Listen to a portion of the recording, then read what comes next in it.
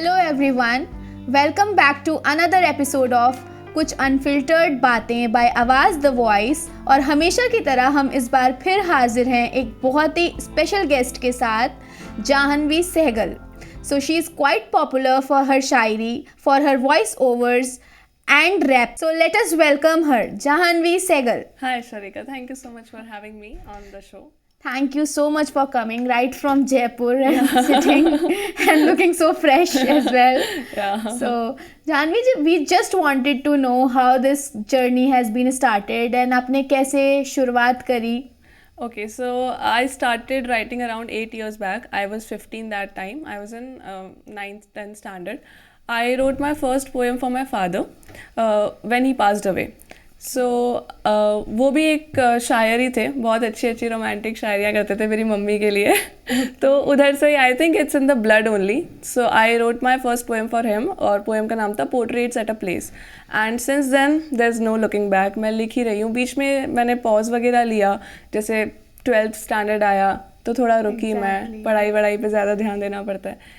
But after then जब मैं college में आई, then I started going to open mics और वहाँ से ये इंटरेस्ट इतना ज़्यादा डेवलप हो गया कि उसके बाद नहीं रुकी एक बार भी. Yes, so you are quite right that there is something, there is a back story, baggage जिसकी वजह से आप एक अच्छे राइटर बन पाते हैं. Yeah. And you know that is a blessing because trauma, grief सबकी लाइफ में है. Right. But express बहुत कम लोग कर बहुत पाते हैं. कम So I congratulate you that you can express your grief and Thank speak you your so heart much, out. Sharika. So I just wanted to understand one thing, like you are hailing from Jaipur, right? Yeah. And over there open mics and all this is not that possible, or it's not accessible. Right. So what do you think about that? I think when I started performing तब open mics थे and gradually sadly मैंने उसका एक decrease देखा है. मैं rap भी करती हूँ तो रैपिंग कम्युनिटी भी मैंने अप्स देखे हैं, डाउन्स देखे हैं. एंड आई रियली वांट, क्योंकि जब मैं ओपन माइक्स में जाती हूँ तो जो एक कम्युनिटी, जो वो छोटी सी भी कम्युनिटी है, वो बहुत अपने आप में बड़ी है. जब मैं उधर जाती हूँ और मैं लोगों को सुनती हूँ तो मैं नए लोगों से मिलती भी हूँ, बट ये उतना फ्रीक्वेंटली नहीं हो पा रहा है, विच आई रियली वांट. क्योंकि मैं जयपुर से आती हूँ, मैं चाहती हूँ कि यार वहाँ पर भी ओपन माइक्स होने चाहिए, जैसे हर जगह होते हैं, दिल्ली में होते हैं, मुंबई में होते हैं, वैसे वहाँ पर भी होने चाहिए. I totally understand. I also belong to a very small town in UP and over there is no such platform, and even if somebody tries to get that, so audience is not there. Right. Basically आपको एक market buildup करना पड़ता है. Back then 10 years अगर आप देखो, comedy scene इतना high नहीं था. जब जाकिर खान कर रहा था तो लोग नहीं जा रहे थे सुनने. Right. तो उसने एक वो मार्केट बिल्ड किया. तो हमें, मुझे लगता है, मैं खुद भी एक पोएट हूँ, that we need to build that audience, we need to build that network. Exactly, because जब लोग वहाँ देखते हैं और लोग सीखते हैं उधर एक दूसरे से, तो उनके अंदर भी एक ड्राइव आता है यार, कि मतलब उनके अंदर एक एनर्जी रहती है कि हाँ, we need to perform it and we need to do it more frequently. एक एनर्जी, एक मोटिवेशन इंसान को हमेशा चाहिए to continue and go forward with it. Actually, people don't understand that you can be a performer only if you are going to the stage. Yeah. You can be a good writer, Yeah. but there is a journey from diary to stage. Exactly. And we need to learn that. And अगर शायद बहुत कम लोग जानते हैं कि जो open mics होते हैं वो poetry shows नहीं होते हैं. वो एक जगह होती है जहाँ जाकर आप सीख सको, फिर आपको open spots मिलते हैं, फिर Right. features मिलते हैं. Exactly. उसके बाद जाकर कहीं आप solo show करने की हिम्मत कर पाते हो. Exactly. और वो बहुत सालों बाद हो पाता है, वो हिम्मत अपने आप में आने के लिए, क्योंकि उसके अंदर इंसान बहुत नर्वस रहता है, बहुत सारे डाउट्स रहते हैं. तो आई थिंक अगर कोई भी बर्डिंग आर्टिस्ट है, like when I started performing in 2018, मैं बहुत सारे ओपन माइक्स में गई हूँ. मैं लगभग हमेशा हर मंथ, हर वीक ही मैं ओपन माइक्स में जाती थी और वहाँ जाके मेरे अंदर एक स्टेज कॉन्फिडेंस बिल्ड हुआ, जिस वजह से मैं आज यहाँ पर थोड़ा सा भी बैठ पाने के काबिल हूँ, मुझे ऐसा लगता है. And again, I have seen your reels and you are quite popular, and that camera confidence comes from stage only. Exactly. If you would have tried from your room and facing the camera, that confidence must not be there. Right. Yeah, and what I did was, so like in October, I went to Himachal Pradesh. मेरा उधर job लग गया था and I met random people there. तो मैं क्या करती थी, हर रोज़ पूरे दिन काम करती थी और रात में उनके लिए लाइव परफॉर्मेंस करती थी. तो 1.5 महीना मैंने इतना ज़्यादा लाइव परफॉर्मेंस किया, पूरे टाइम रैप करती रहती थी, शायरी करती रहती थी. आई थिंक वो जो कॉन्फिडेंस है वो वहाँ से भी ज़्यादा डेवलप हुआ है, because I was so free there. मुझे पता था लोग बैठे हैं और मैं अपना आर्ट उधर शोकेस कर पा रही हूँ. So that played a vital role. That is why they say that, you know, artists are quite introverts in their personal life, yeah, and quite extrovert on the stage. Exactly. So this is the irony, yeah, of being an artist. Right, right. So I just wanted to know this. जैसे अभी आपको, जैसे हमने आपको जो पहचाना, तो हमने दूसरों की शायरी को पढ़ते हुए भी देखा आपको, right, अपना खुद को भी. तो आप किसको ज़्यादा पढ़ना पसंद करती हैं? अभी करेंटली मैं सबसे ज़्यादा पढ़ रही हूँ तहज़ीब हाफिज़ साहब को. मुझे बहुत ज़्यादा पसंद है उनकी राइटिंग्स. जिस तरह से वो जैसे जावेद अख्तर साहब कहते हैं कि आसान भाषा में लिखना सबसे मुश्किल होता है, एंड आई थिंक वो आसान भाषा में इतनी सारी चीज़ें कह जाते हैं. तो मैं हमेशा से आइडिया जनरेशन के ऊपर मेरा फोकस रहता है, ना कि हैवी वर्ड्स को यूज़ करना. मैं चाहती हूँ कि अगर मैं भी कुछ लिख रही हूँ तो ऐसा हो कि वो ऑडियंस को समझ में आए at least. Like you can use this. ऐसा नहीं है कि आप वो कोई आर्टिस्ट वो उस लेवल का लिख नहीं सकता या कर नहीं सकता, बट हर आर्टिस्ट का एक जोन होता है और वो उस जोन के अंदर प्ले करना चाहता है. तो इसलिए मैं तहज़ीब हाफिज़ साहब को बहुत पढ़ रही हूँ. फ़हमी बदायूनी साहब को मैं पढ़ती हूँ, परवीन शाकिर साहिबा को पढ़ती हूँ. मुझे बहुत अच्छा लगता है. अब जैसे फ़हमी बदायूनी साहब का आपने जिक्र किया, शायद उनसे ज़्यादा सिंपल आज के दौर में कोई नहीं लिख रहा होगा. मैंने उन्हें लाइव सुना, और उनका एक जुमला मुझे याद रह गया कि मुझे लगा तुम ही दुनिया हो, मालूम हुआ तुम भी दुनिया हो.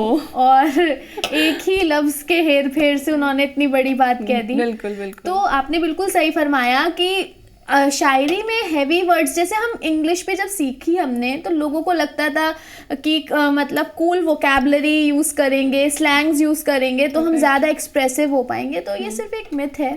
एग्जैक्टली.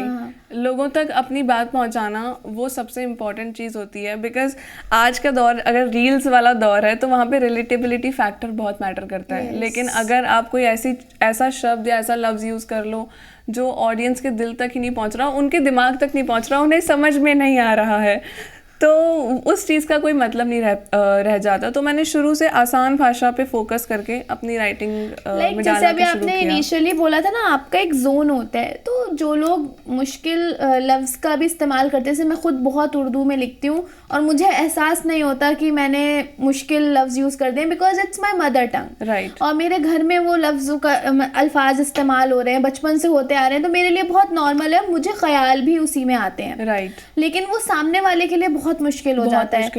तो आपने जैसे बोला ना, हर किसी का जोन होता है, तो मेरी भी होगी कहीं ऑडियंस, वो बिल्ड होगी, मुझे भी सुनते होंगे.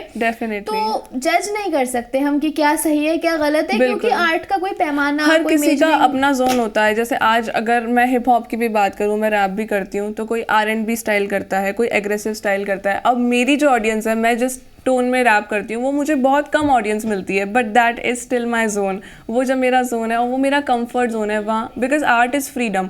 और अगर आर्ट करते हुए फ्रीडम नहीं मिल रही है तो आर्ट करने का कोई सेंस नहीं है. तो हर कोई अपने जोन में प्ले करना पसंद करता है. Art is freedom, but art एक बंदिश भी है. ये बहुत डीप चीज़ें हैं, बहुत डीप, क्योंकि आर्ट आपको बांध के भी बहुत रखती है. आर्ट आपको निकलने भी नहीं देती है. The curse of creativity, as we say. Yes. So this is it. जब आपने रैप की बात करी, आई थिंक आप शायद पहली रैपर हैं जिनसे मैं मिल रही हूँ. तो मतलब हमेशा सुर जो होता है वो लफ्ज़ पे भारी होता है. जैसे आप एक गज़ल पढ़ोगे, आप वो गज़ल एक ही बार पढ़ोगे, 2 बार पढ़ लोगे, 3 बार, लेकिन उसी गज़ल को अगर तरन्नुम में गाया जाए तो आप 10 बार सुन सकते हो. आप ऑफिस जाते हुए सुन लोगे, आप ईयरफोन पे सोते हुए सुन लोगे. तो सुर से लफ्ज़ के मायने और बढ़ जाते हैं. तो जब आप रैप की बात करते हो, स्पेशली इन इंडिया, जो रैप ऑडियंस है वो भी अभी लेटली ही डेवलप होती जा रही है, पहले नहीं थी. Right. So what you are learning and how you are taking forward? Okay. So hip hop पे मैंने सीखा है कि दायरों से बाहर बात करना. मैं सबसे मेजरली इंस्पायर्ड हूँ डिवाइन से और अफ्तार भाई से. मुझे बहुत ज़्यादा पसंद है, और वो हमेशा बाउंड्री के बाहर बात करते हैं. उनके पास बातें हैं जो उनको लोगों तक पहुँचानी है और एक रिदम में पहुँचानी है. डिवाइन ने भी एक अपने इंटरव्यू में बोला था, it's just bars, you just need to spit the bars, और अपने आप लोगों तक पहुँच जाएंगे. और हिप हॉप इसी तरह से ओरिजिनेट भी हुआ था कि लोगों को अपनी बात, अपने जिन जिन सोशल इश्यूज से वो गुज़र रहे थे, जिस तरह की बेरहमी से वो लोग गुज़र रहे थे, उसको उनको दुनिया तक पहुंचाना था, और वहाँ से ही हिप हॉप ओरिजिनेट हुआ था.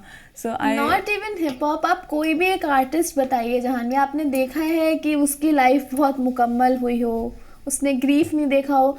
तो आर्ट का pain is an essential part of art. I usually say this line that art is the most organized form of chaos.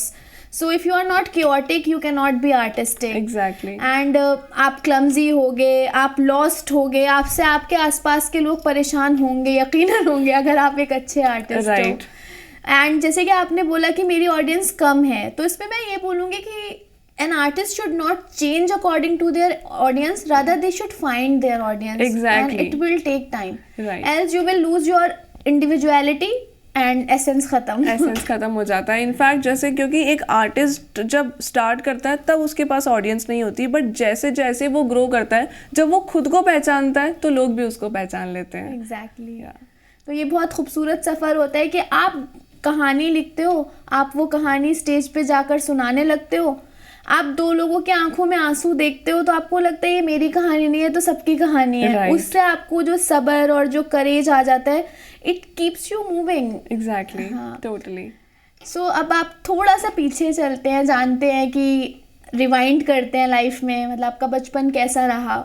Okay, सो मैं मेरे बचपन के बारे में ज़्यादा बात नहीं करती, बिकॉज़ मैंने अपने आर्ट में भी आज तक इसके बारे में ज़्यादा बात नहीं की है, बिकॉज़ मेरे बचपन का एक ऐसा फेज था विच वाज वेरी ड्रामेटिक. आज एक मेरा गाना आ रहा है अभी ज़िंदगी नाम का, उसमें भी मैंने कहीं ना कहीं उस चीज़ का जिक्र किया है. तो 2007 was the year which was very traumatic for me. But मैंने अपने घर में एक बहुत ही खूबसूरत चीज़ देखी. वो मैंने देखा मेरी मम्मी और पापा के बीच में प्यार.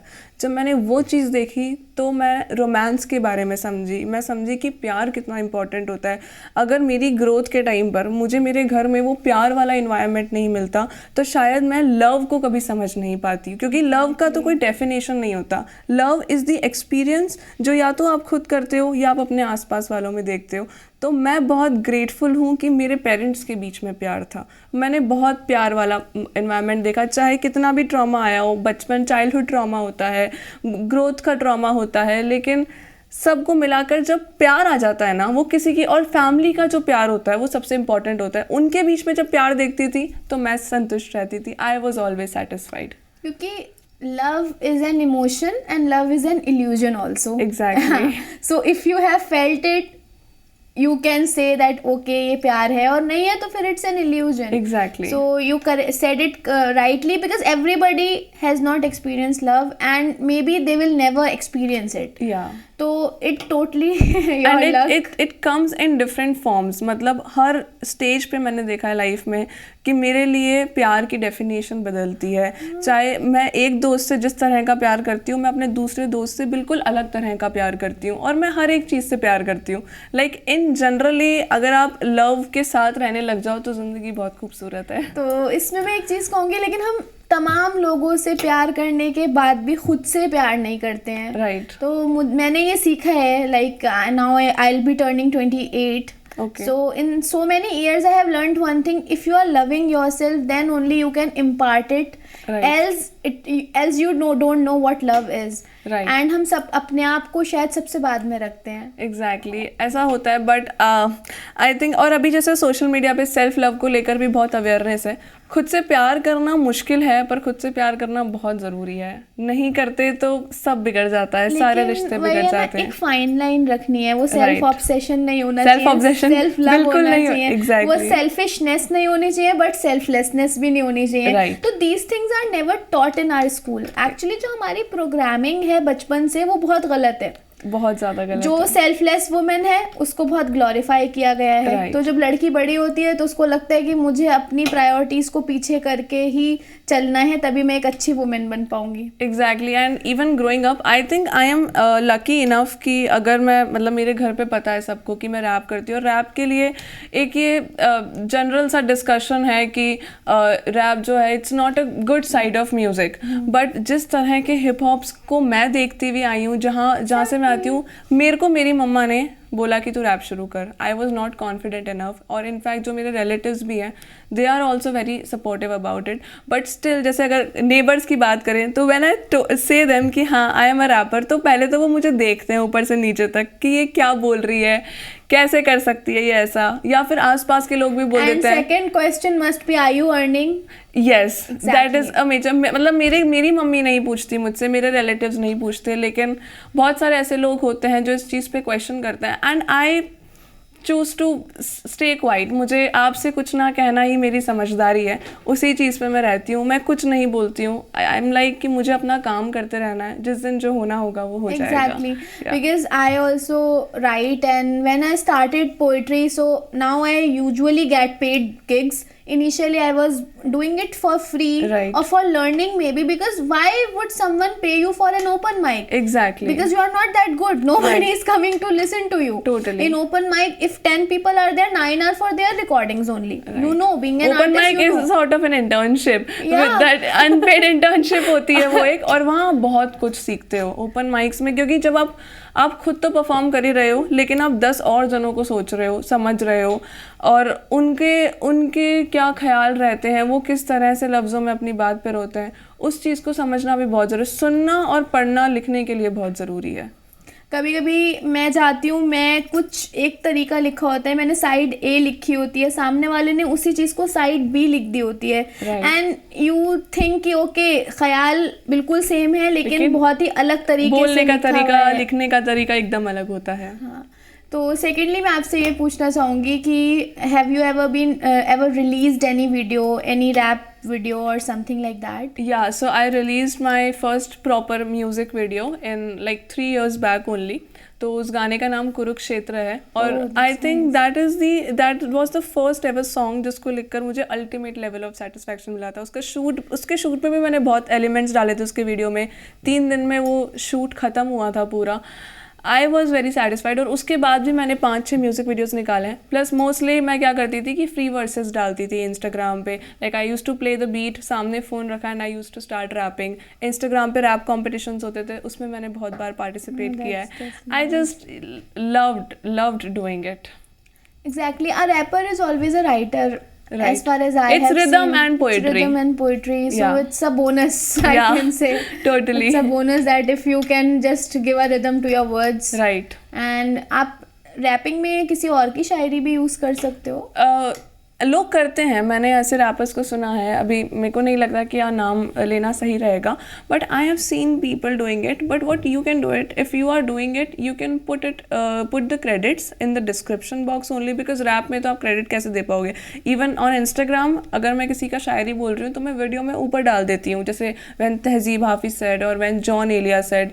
अगर आप रैप में भी कर रहे हो तो आई थिंक आप उनको क्रेडिट्स दे सकते हो. मैं रैप की बहुत ज़्यादा बड़ी फ़ैन नहीं थी, मैं भी रफ्तार को ही सुना है, या फिर बहुत ही 1-2 बड़े नाम जिनको सब सुनते हैं उनको ही मैंने सुन रखा है. Right. लेकिन मुझे अभी जो कंपटीशन आता है MTV पे, I really loved it, that Haryana का लड़का and everyone, it was so good. And even boundary के उस तरफ अगर देखा जाए, Talha Anjum, and they write so well, and they use Bashir Badr sahab, everybody is poetry and they give credits also.